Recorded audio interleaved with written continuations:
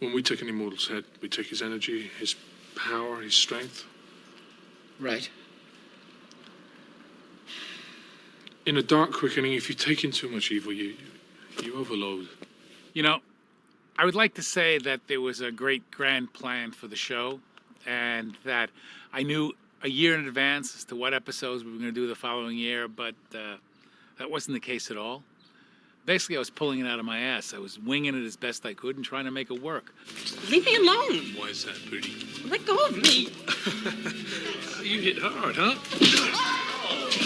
Not as hard as I did. Why did we want to take Duncan evil?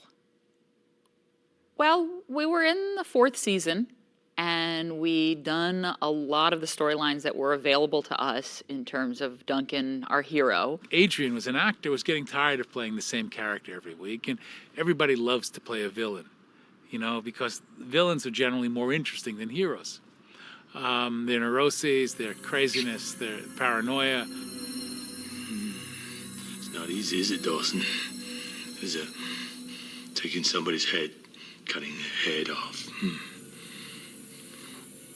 We had begun to see signs that he was not a simple character. We needed to expand it. We needed to give it some life. We needed to do some things differently. He's a hero, he has a moral center, but at the same time, he takes violent actions. And Adrian loved playing evil.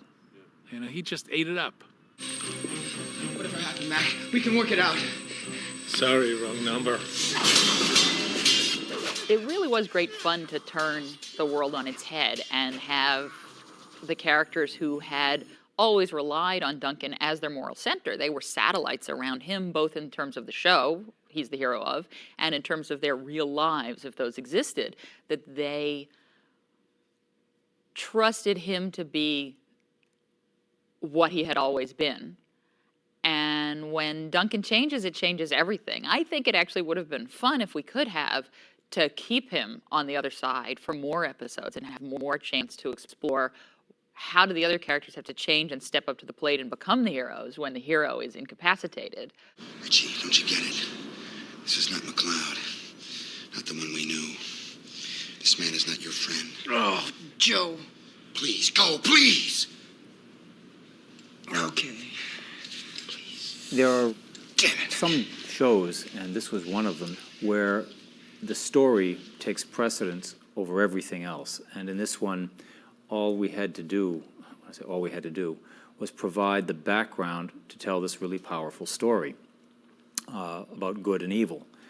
And we tried to keep a kind of differentiation between darkness and light through the whole thing, without letting the visuals predominate and go beyond what the story was. And there was nothing terribly significant about what we did design-wise in the show, except making sure that the environments were very appropriate to telling this very powerful story. So when it came down to doing the Indian village, we had to keep it simple without getting involved in darkness or light. When it came down to the 1950s, the beat scene, we did our research, looked at beat clubs, put in the appropriate earmarks, and they were very simple things that we did. Appropriate ashtrays, lighting took a precedence in that, because they were really very simple environments, basements, storefronts that had been blacked out. We just wanted to sort of duplicate that without really drawing an awful lot of attention to the environment. Still the Hyoka.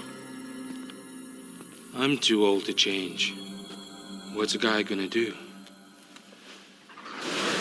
The concept of the Hyoka, the character who absorbs evil from people who are suffering under the weight of evil, actually came from a seminar that I had gone to aimed at television writers on accurate representations of Native American cultures.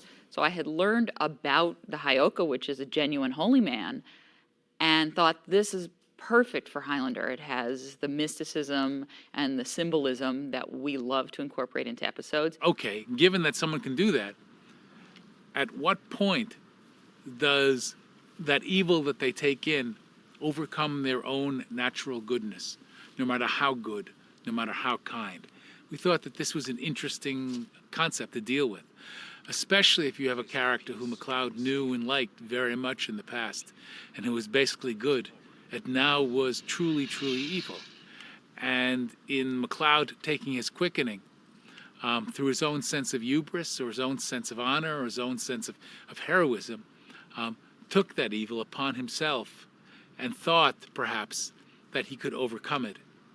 And he couldn't. It's kind of like a super moral man looks in the mirror and says, I would never do evil. And that creates a great opportunity for fall.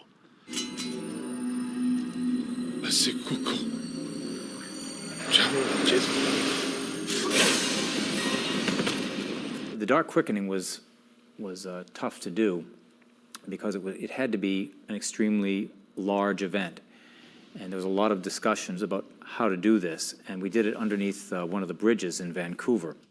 The city engineers were extremely concerned about the extent of the explosions, and they wanted to make sure that there was sufficient water that was around. So we put water pipes up the sides of the columns of the bridge, the supporting structure, and charged them from the hydrants.